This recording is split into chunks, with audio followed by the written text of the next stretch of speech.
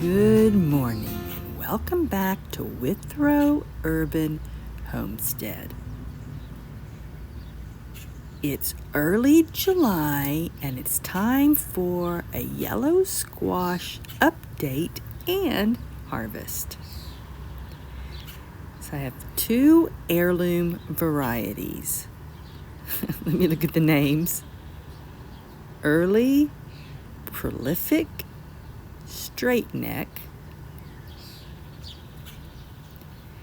and Early Golden Crook Neck.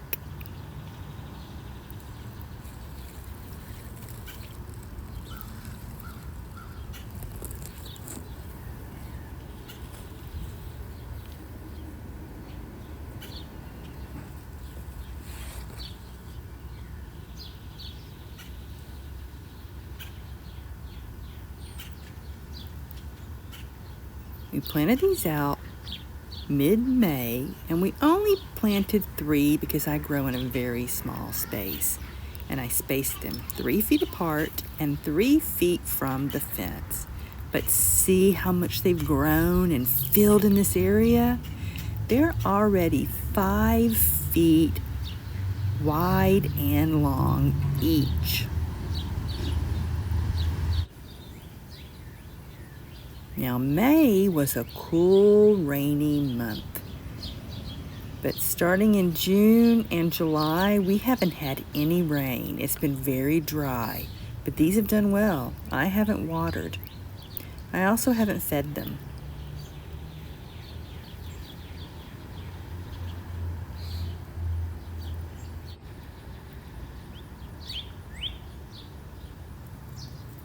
Now, there are 2 different kinds of flower on a squash plant, a male and a female.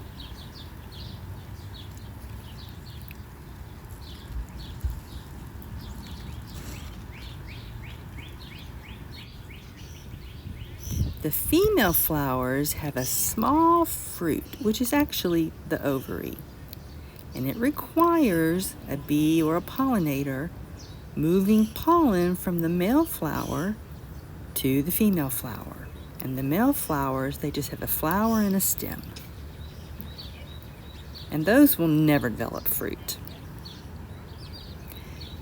Now let's see if we can find any bees.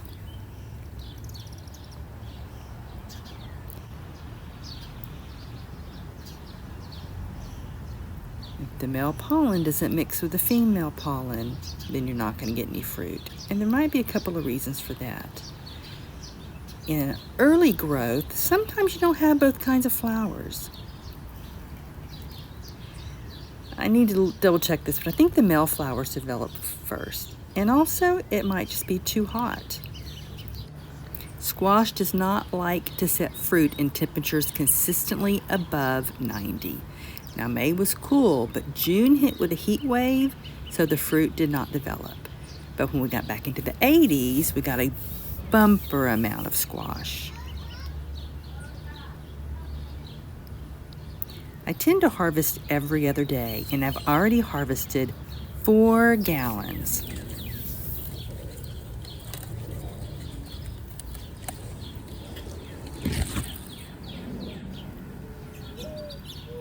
The first fruits that are unpollinated, I go ahead and harvest those, especially before they rot.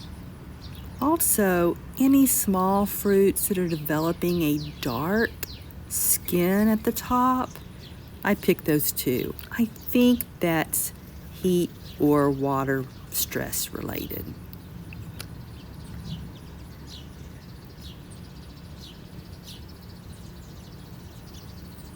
Like this one.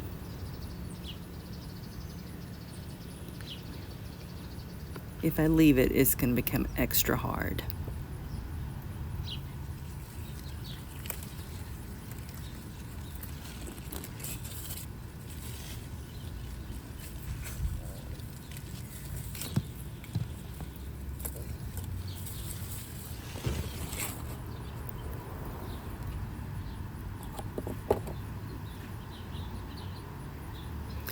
It's gotten really hot again. So let's go ahead and harvest any of the healthy fruit and any of the heat-stressed fruit.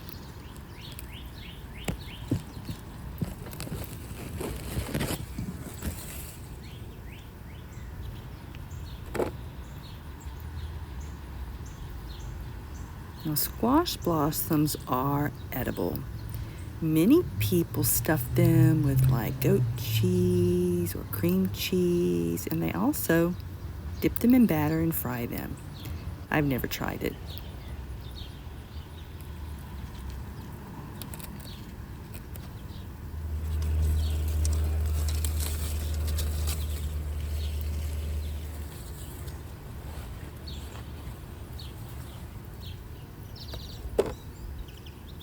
Yesterday, I made a big harvest, and it was from last week's fruit, and I missed that one. It's really too big. It's going to have lots of seeds inside, and the skin's going to be really tough. But I can use this for zucchini bread.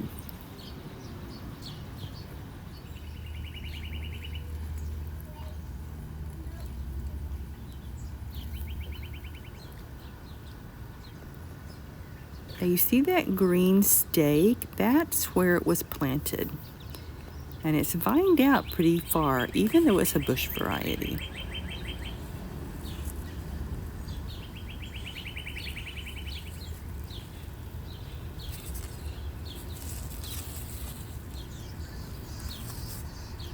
And so far, no squash bugs.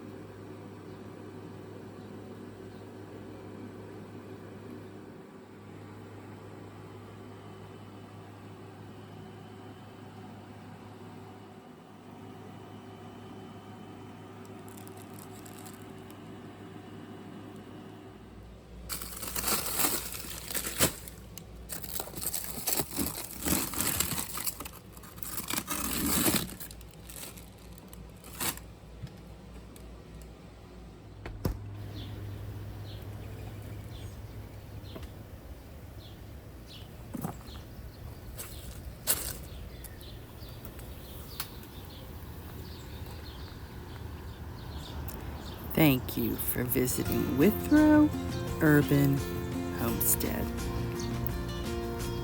See you later. Bye-bye.